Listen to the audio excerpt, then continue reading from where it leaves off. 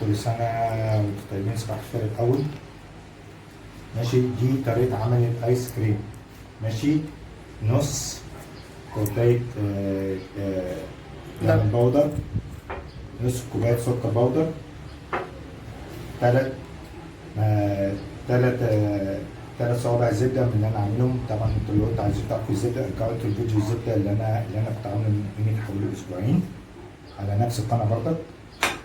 وادي هاخد أنا برضك من المية المغلية دي نص كوباية مية مغلية، بس أنا طبعا عاملها مية عشان بس عاملها كوباية عشان بس لو حبة يعني لو هو حب مية هزود. وادي ربع كيلو جاتوه خام، وادي شوكولاتة خام. كده احنا عملنا بقى حاجة اسمها، قبل ما نعمل احنا الآيس كريم هنعمل حاجة اسمها اللبن المكثف، اللي هو الحلو الواحد يقدر يعمل منه الآيس كريم. بسم الله الرحمن الرحيم. نحط احنا سكر البودر،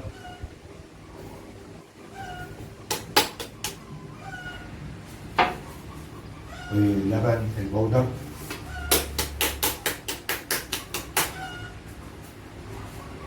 ماشي، ادي 3 زبدة،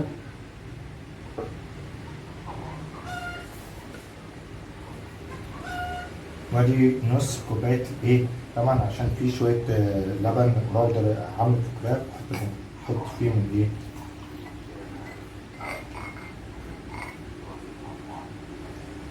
ادي الايه المية السخنة عشان اعمل اللبن المكثف. واشوف. بسم الله الرحمن الرحيم.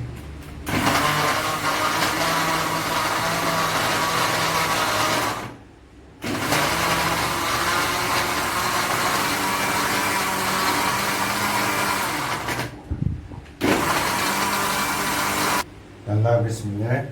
كده البيت ده لبن مكثف، وادي شكله.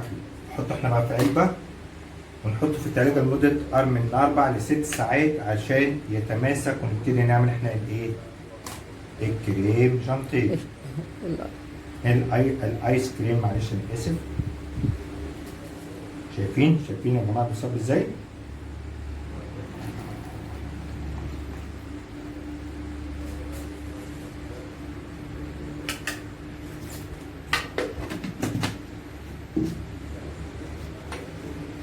يترك في التلاجة لمدة من 4 ل 6 ساعات، 6 ساعات أو 4 ساعات، ما يزيدش ولا يقل عن كده علشان يبقى يدي الطعم كويس. بسم الله الرحمن الرحيم.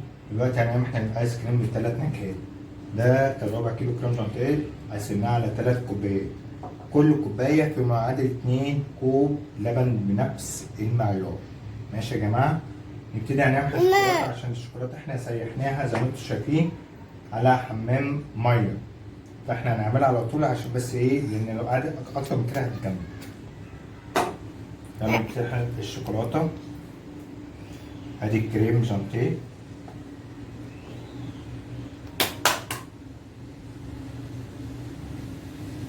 احنا قلنا احنا طبعا على كل كوبايه 2 كوب لبن. يلا بسم الله الرحمن الرحيم.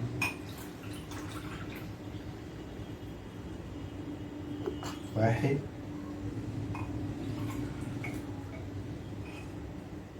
اثنين،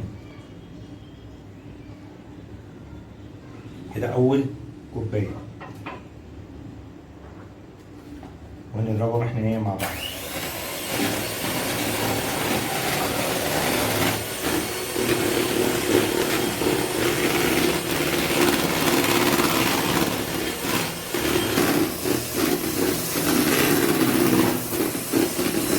كده ابتدى يجمد اهو يا جماعه زي ما انا قلت لكم. 2 كوب ميه او 2 كوب لبن على على كوبايه. لسه شويه.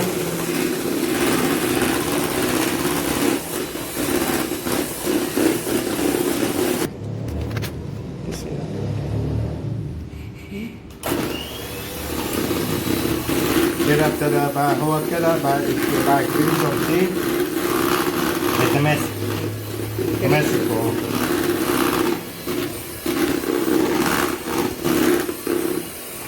نحط احنا بقى اللبن بقى المكثف. هي طبعا هي مش بالمقدار بس بالويم، بس كل شويه الواحد بيضرب ويشوف هو ايه المقدار قد ايه، يعني شوف بس درجه السكريات بتاعته قد ايه.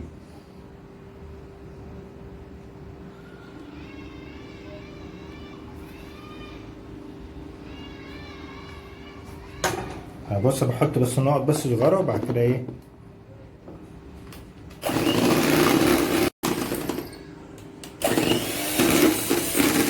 يونس حبيب قلبي، ده ابني ده يا جماعه اسمه يونس. لازم احنا ندوق، احنا برضك نعرف احنا عشان نعرف احنا القوام عامل ازاي.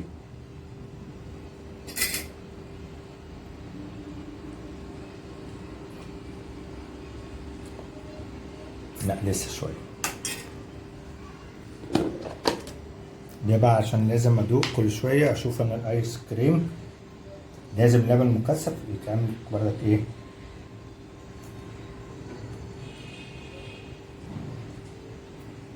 وكده خلاص كده يا دوب بس يتضرب شويه ويتحط عليه بقى الايه الشوكولاته الجميله دي، العسل دي. الشوكولاته بجيب اي شوكولاته خام وبسيحها على حمام ميه.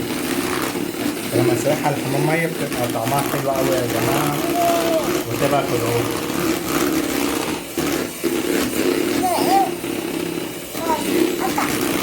كده كده ابتدى الايه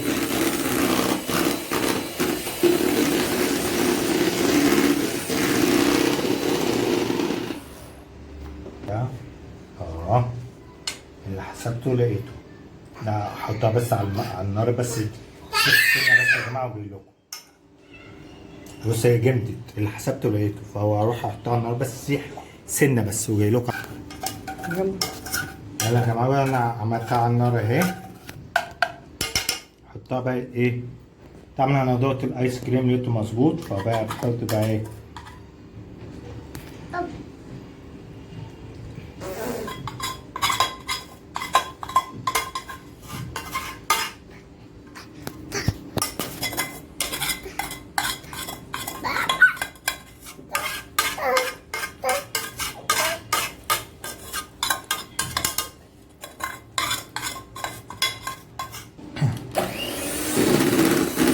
بص يا جماعه ادي الشوكولاته ابتدت تتقلب اهي.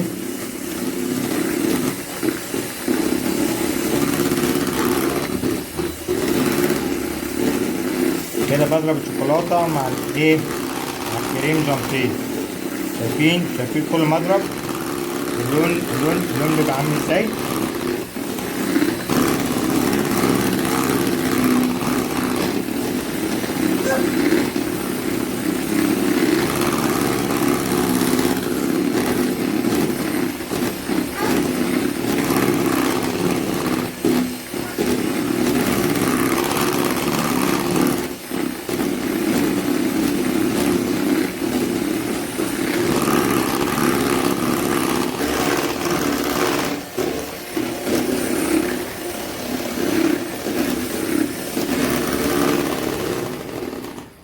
كده احطها بقى في الايه في الحاجه.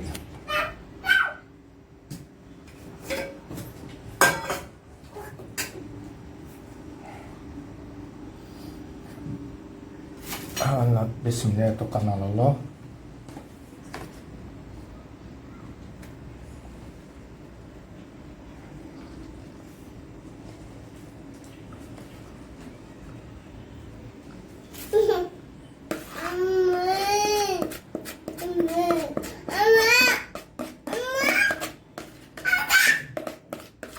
بس يا يونس الجميلة سخنة يا عسل. كريم فانيليا ادي اللبن ادي الايه كريم جانتيه.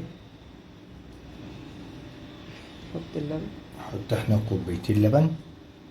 لا الاول اهم حاجة ايه لبن البودر يا جماعة اهم حاجة.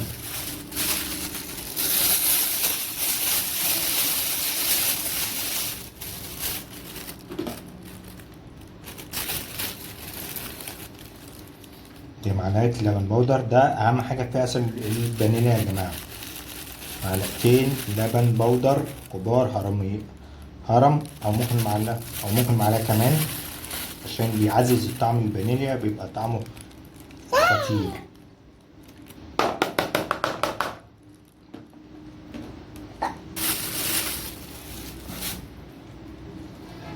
كده نحط احنا بقى الايه، اللبن. يلا بسم الله.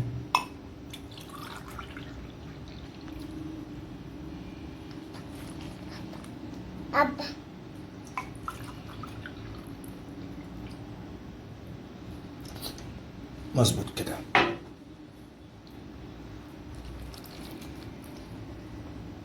انا نتوكل على الله ونعمل احنا ايه، ونضرب احنا الحاجه. طبعا احنا اهم حاجه في البانيه دي، واحنا بانيه سايله، عشان في الاخر خالص هنحطها تدي طعم الفانيليا بقى حاجه روعه، ولا اطعم من حاجه ولا اطعم من كده. بعد كده بقى اخر حاجه بقى الكوبايه دي اللي احنا هنعمل بيها ايه، المانجا. بدل ما نحط احنا لبن هنحط احنا عصير مانجا بقى فريش بقى، يبقى حاجه جامده ان شاء الله هتشوفوها دلوقتي.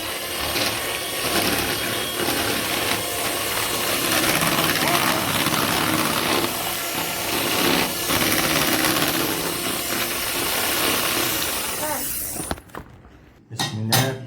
ادي بقى ايه اللبن المكثف. بصوا اهم حاجه لازم قوام الايس كريم يبقى بالمنظر ده. نحط بقى اللبن المكثف عشان نخلي شويه بس دي ايه،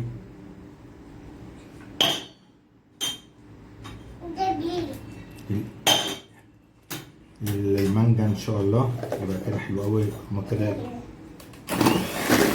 اللبن المكثف ده عملت بقى يا جماعه ده ايه، ربع لا نص كوبايه كريم شانتيه، يعني نص كوبايه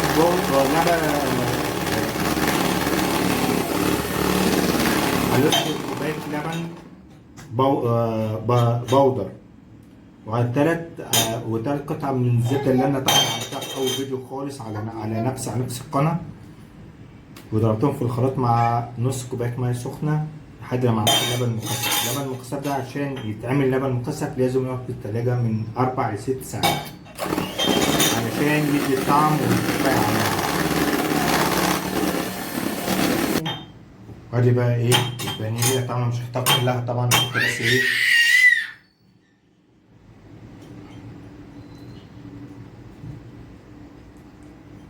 بس حطيت حاجات بسيطة بس كده اهو تدي. الله الريحة يا جماعة، مش عايز الريحة عاملة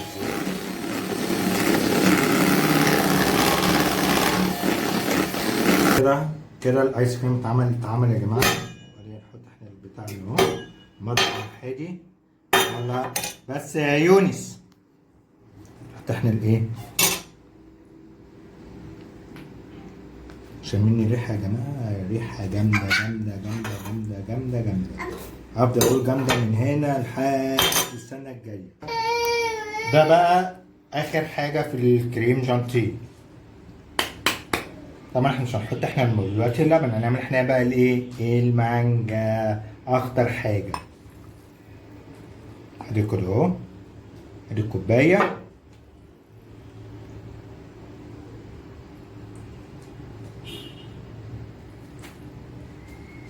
ماشي مش مهم، حلوة أوي كده.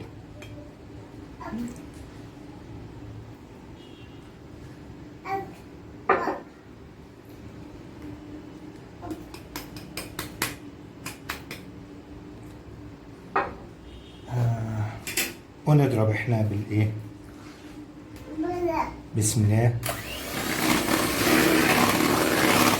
شايفين المانجا يا جماعة؟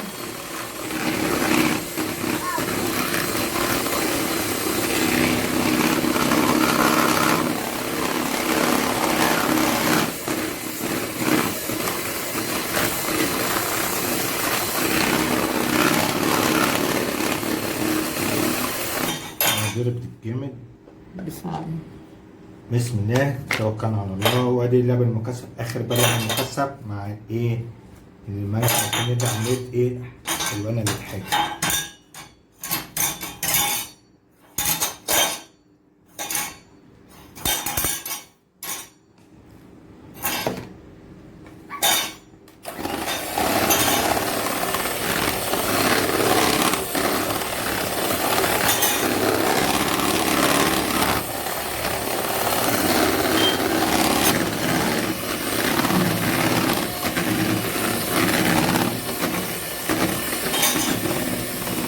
يونس تعالى هنا، تعالى هنا يا يونس.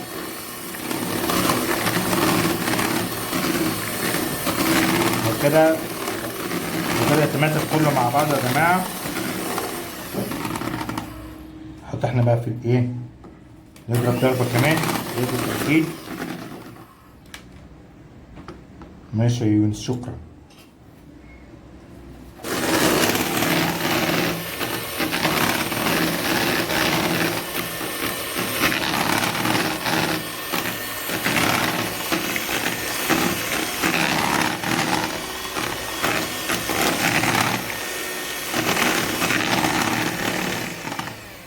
يلا يا جماعة نحط احنا ايه في العلبة.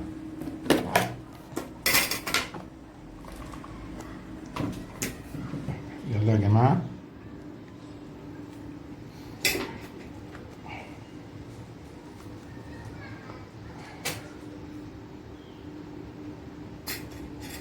بربع كيلو كريم شانتيه عملنا 3 علب كبار.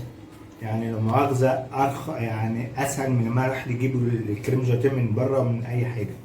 ماشي، هنحطه معاك في الفريزر لمدة بقى 4 ساعات. بعد كده نطلع بقى وندوق احنا الحاجات الحلوة ان شاء الله.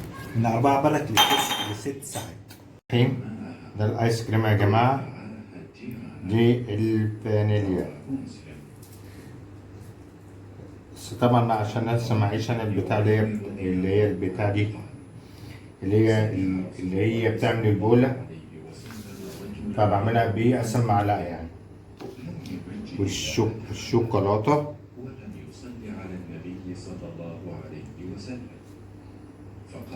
ودي ايه الفانيليا. شايفين الفانيليا ده المانجا. فليبدأ بتمجيد ربه جل وعلا.